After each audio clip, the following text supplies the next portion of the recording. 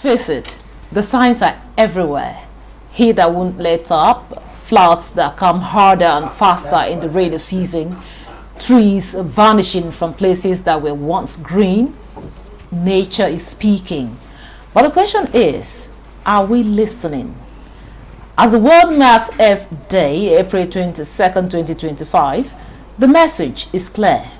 Our power, our planet, is a call to action, not just for global leaders, but for everyday people, especially here in Nigeria. It's about making better choices for cleaner air, safer communities, and a future our children can inherit. Renewable energy, environmental justice, and proper waste disposal, they sound like big words, but they all come down to one thing: how we treat the environment we live in and whether we are willing to protect it. Tonight, we will explore what preserving the environment really means in Nigeria and what role we'll all have to play before the damage becomes irreversible. Thanks for joining us on Nigeria Today. I am your carrier, Clinton.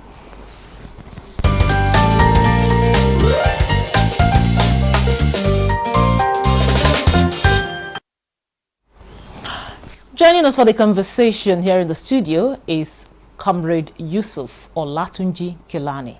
He's a special assistant to the President on climate change matters. We are glad to have you here on Nigeria Today. Thank you so much for bringing me in. Joining us via Zoom from Maryland, USA is Femi Kiri. He's a managing consultant, Spotlight World Environmental Solutions, and General Secretary, ISWA Africa. He's also an environmentalist. It's a pleasure to have you on Nigeria Today, Femi.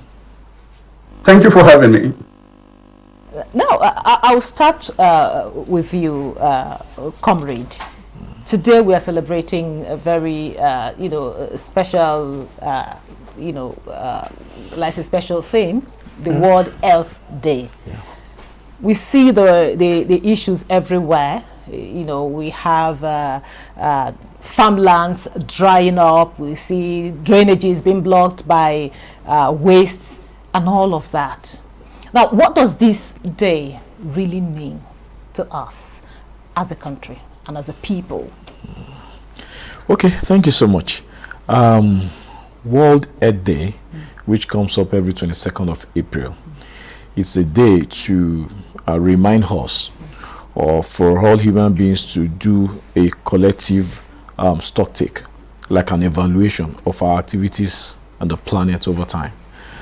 We try to measure what we have turned the planet into, looking at all that has to do with the earth itself, looking at the mountains, the water areas, the ocean, the land areas, the vegetation, the forest, what man-made activities has actually turned this place into. So it is for us to do a kind of a stock take, and then we ask our questions.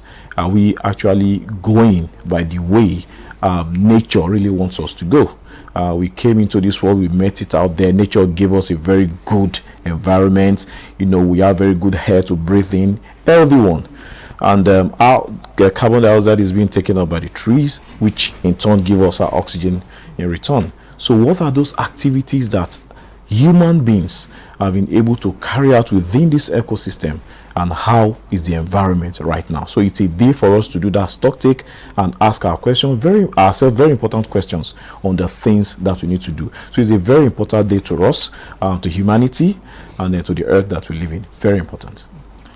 Thank you for that opening remark, Comrade. Now, to you, Femi, it's a period we do a stock taking and see what we have been doing to the environment and how can we, if there are any issues, how can we salvage the environment. However, what do you believe is the most urgent environmental threat Nigeria faces today?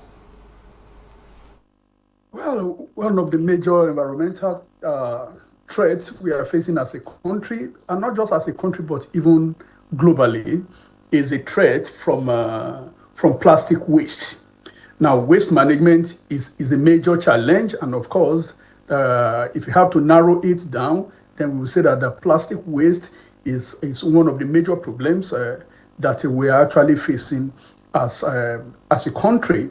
And I think that is it. So if we tackle the issue of waste management, then we will also be able to tackle the issue of plastic waste management, among others. Now back to you. Thank you very much, Femi. Now back to you, comrade. We hear it every day, switching to renewable energy. Anywhere you see, maybe any gathering, any conference, it's becoming an issue, even globally. Yep. Now, how realistic can this shift, be for Nigeria? Okay, as it is not a question that we need to ask. It is a reality that we need to face, because we see it in the. Sometime we will say the effect of climate change is a myth, but right now we can see that it is reality, something that is standing before us. This is as a result of man-made activities in depleting the ozone layer, making the atmosphere not conducive enough for human habitation, as well as for the trees, because everybody benefits from the atmosphere. So now, if you look at activities, we have actually endangered the planet. Like I said, the ozone layer is depleting. The rays of the sun is coming in a bit more. We are experiencing more heat, and we see some of this destruction. Probably that's making us actually believe in the reality of the effect of climate change and the environmental degradation. But coming into Nigeria, let's look at the reality. In the last 5 years, we have been facing the issue of flooding whenever it rains, and the rain is coming now, and depending on how Mother Nature in terms of rainfall, we seem to find it difficult to tackle the aftermath of the rainfall. Look at this peculiar challenges of the country. The north is battling the issue of drought, and also the desert encroachment, which is quite spreading. And in the south, we're experiencing the issue of flooding and also, pollution, both the ocean and the land pollution as well, the oil spill and everything. So people around that, the southern part of the country, who find it difficult to carry out their livelihood activities, planting and fishing and the like. Some of them are quite running up there because we're having those on stage as well. So the meeting point is the Middle Belt, which has been the very sensitive area in the country in the last 16 years, where we have the issue of security challenge, and you see herders encroaching into the land of the farmers, which is a major security challenge we are having in the land, and one thing that the government is actually battling with, and we are still dealing with. But the thing is, we need to realize first that this is as a result of the effect of climate change and part of the devastating effects of human-made activities on the planet, and we need to take action. Looking at that issue of waste disposal is also a major challenge, especially when we have cities in Nigeria that are growing. The level of urbanization is increasing, and our quest for that urbanization, we begin to concrete everywhere, and we don't think of what contains the water whenever we have huge rainfall. Wetlands are being encroached upon, development activities, and for us as a government, it is important and pertinent for us to actually come in to put control in these areas, such that we think of environmental preservation, conservation, and to make it healthy for everybody. These are some immediate challenges that we have at the moment that is facing us, the reality we need to face, and the government on its side is doing what we need to do, because the government cannot do it alone. There are three persons or three sets of people that are involved. The government, who are the regulators of the economy and they set up the policy. The private sector, who are carrying out the businesses. The cost of urbanization is very huge. You're talking of profit maximization and cost minimization. But in this era, we are talking of renewable energy, such that we make power generation friendly, cleaner, and safe. Okay, before you go further, now you talked about you mentioned three pillars. Yes. Yeah. The government, of course, and other private sector and the rest of them. And the civil societies. Okay, good. And civil society. Now, what is the government doing? You just mentioned the government. What is the government doing in the area of the shift to renewable energy? Okay. Yes, a lot is going on. For example, the REA, the Rural Electrification Agency, who are carrying out a lot of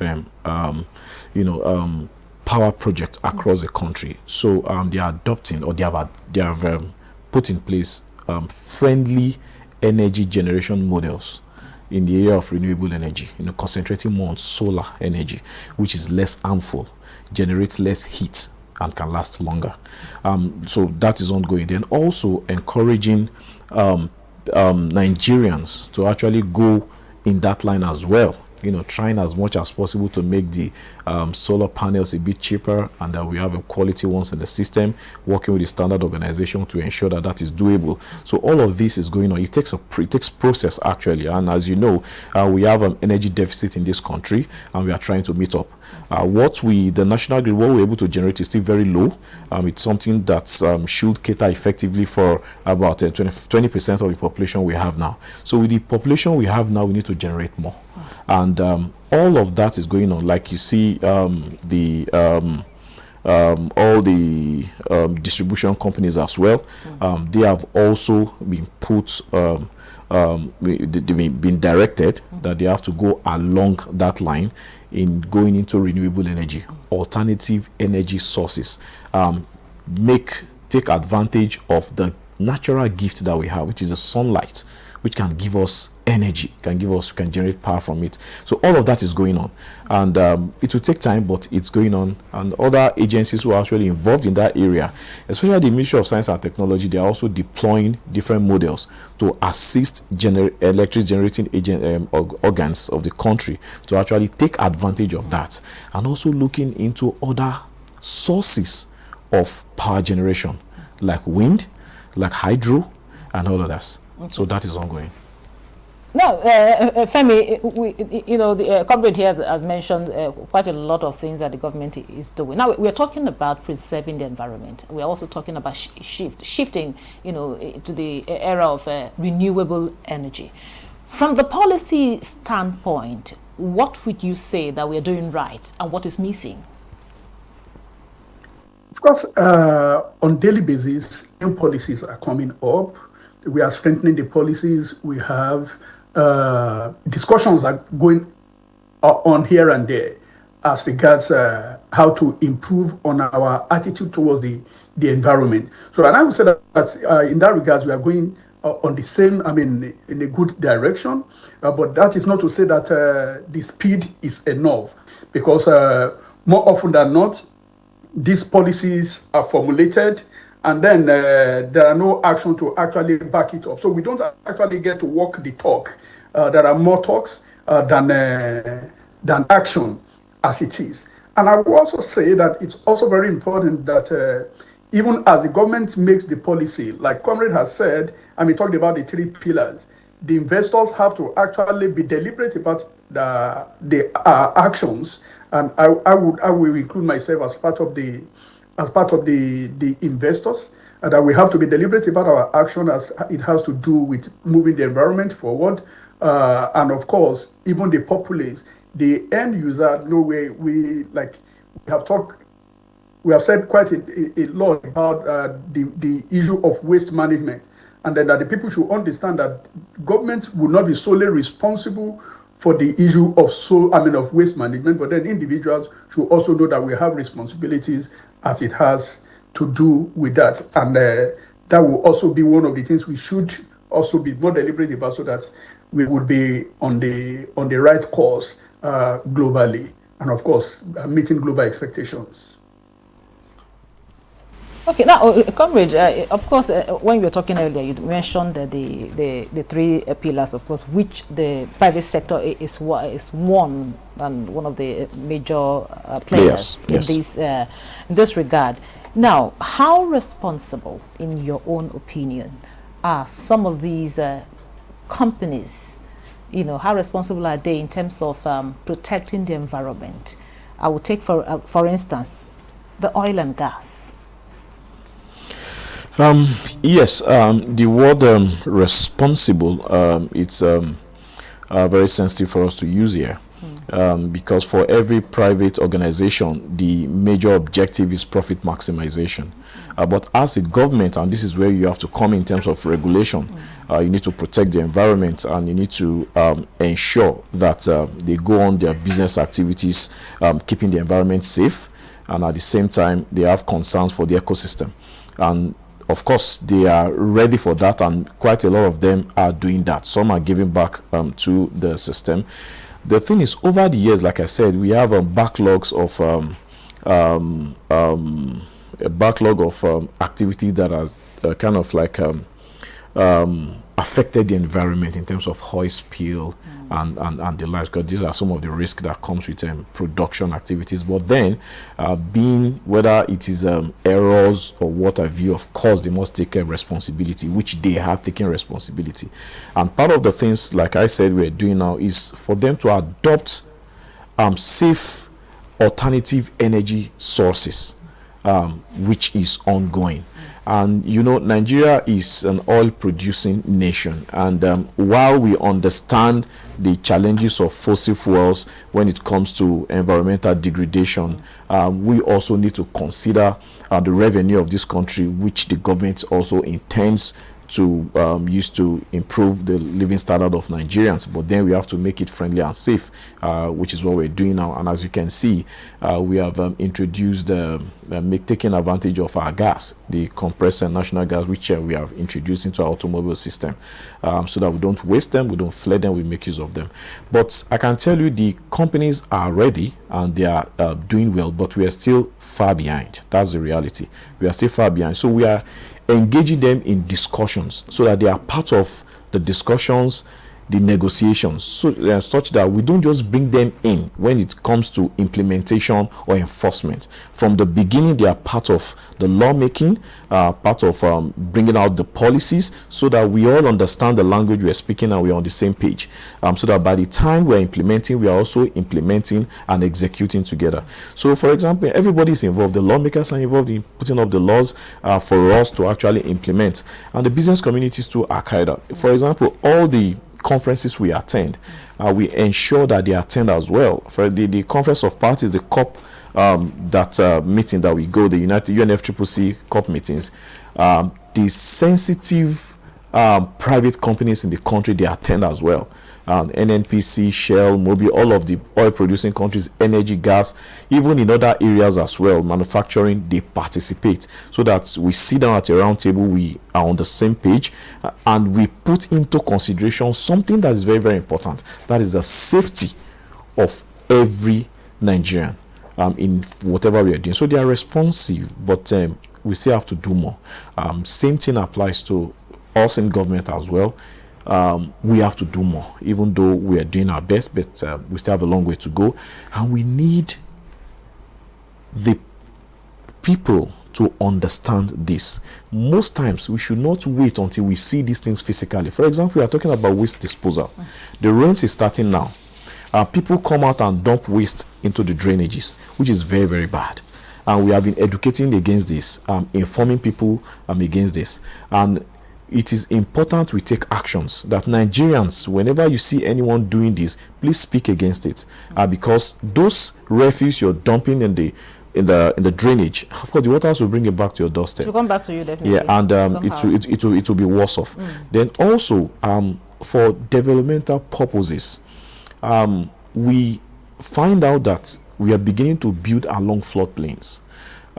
One of the things that was responsible for the flooding we have, because water has its roots. It's been there for years, for decades, but we see people unguarded development where people build along floodplains, which is also dangerous.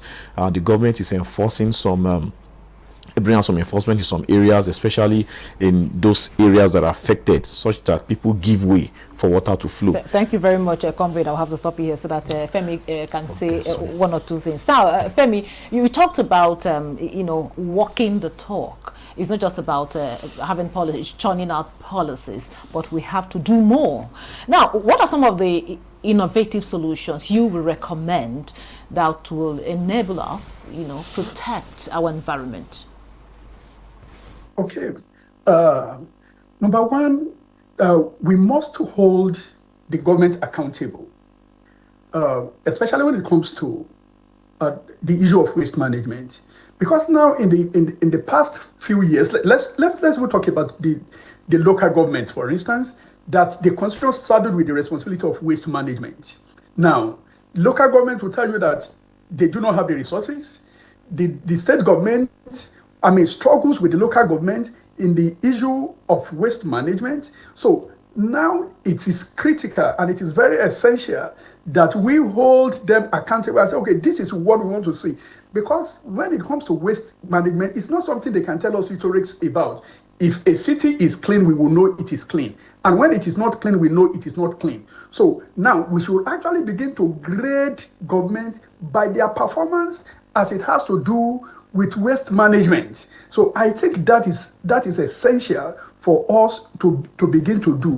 When we begin to hold the government accountable for this, then the government will begin to hold the people accountable for it. Yes, I am on the standpoint that the government cannot do waste management as a social responsibility. It's no longer done anywhere in the world, but then the government has the responsibility of enforcing. How many people have been brought to book, maybe except in Lagos, in other parts of the country? How many people have been brought to book for disposing waste indiscriminately? How many people have been sent to jail? Our laws permit us to take people to jail or fine people, but you realize that people would rather even prefer to pay the fines and pollute the environment because they know that the issue of jails will not even come in. So we should walk the talk by ensuring that what our laws and policy says, we actually live by that. We have quite a number of strong laws. It may not be strong enough, but then if we begin to live by them and ensuring that we bring people to book for polluting the environment, our environment will become better for it. Many people don't even know that you can be sent to jail for burning waste in Nigeria, but then the laws actually say so. Thank you very much, Femi. Now, just in 30 seconds, we talked about the local government, and that brings me to my my last question. Okay. The people at the rural areas. Yes. You talked about the people understanding the policy, what the government is doing. Are there measures to ensure, or are there programs that will ensure that people at the rural areas, talking about, of course, I don't even need to mention the locals, understand this? Because some of them just feel it's not their business, it's the business of the government. Yes. Yeah, thank you so much. 30 seconds, that's too short, but I'll try. So what we're doing, part of assignments from my office, it's education and information and awareness, general awareness for people to understand this. And we are taking this into the grassroots. We're starting in Abuja, we've started already to the 6 development areas, and we are going nationwide to the subnationals to actually educate people on that. Then one thing is in the area of waste management as regards the communities. So we are bringing about empowerment opportunities for young people, the women, because these days we have technologies that you don't need. You can convert this waste into energy for energy purposes, and you can reuse this waste. So and we're educating people on that, trying to make them understand that, because if you don't make them understand, it will be difficult for you to implement. So we are doing that as well, so that there are young people, when there's a party and you see plastics, and where there are young people who are picking it up, taking it to an area where they're collecting them for recycling activities. And that program is currently going on. We are starting with Abuja, like I said. Next week Tuesday we are doing one that involves the 6 in Abuja here, for them to inform them the empowerment of the opportunities in waste to wealth. So you don't have to throw this waste into the drains anymore. We can make use of them. You can even bring money to your pocket. Yes, and also waste separation as well. A lot is going on, and we intend to take it to the grassroots. And we are not limiting it here in Abuja. We're going to the subnationals, like I said, for them to understand the language. What we want to do is to ensure that we inform them before we can think of carrying out enforcement, arresting, and all of this, because people need to understand why you're arresting them. Thank you very much. Comrade Yusuf Olatunji Kilani, Special Assistant to the President on Climate Change Matters. Thank you so much for coming on Thank the you program. so much for having me once again. And from Maryland, USA, we had Femi Kinri. He's the Managing Consultant, Spotless World Environmental Solutions, and the General Secretary, ISWA Africa. Thank you so much for coming on the program, Femi.